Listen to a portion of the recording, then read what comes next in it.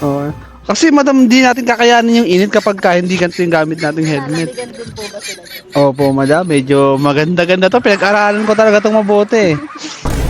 Grad. Ma'am, easy, no? Init ang biyahe mo, madam.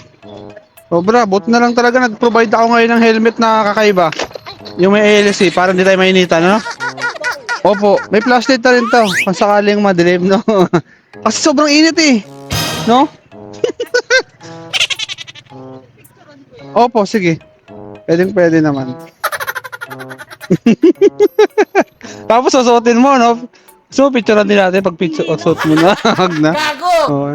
Kasi madam, hindi natin kakayanin yung init kapag hindi ganito yung gamit nating helmet. Nananaligan din po ba sila dyan? Opo, madam. Medyo maganda-ganda to. Pinag-aralan ko talaga itong mabuti. Graduate kasi ako sa ano eh. Gago! Muna kuya ulit. Balik. Pinabalik ako ni madam. Grabe naman si madam, oh. Successful yung aking invention, madam. Naisip mo ba yung magiging ano mo rito? Ano? Sir, update ako sa iyo.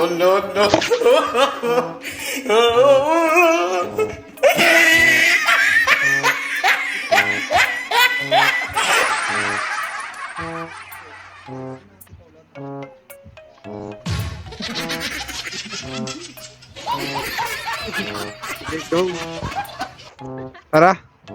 Ay, sana kaya makakatagal tayo sa init kapag kaganyan naman natin. Opo, tara.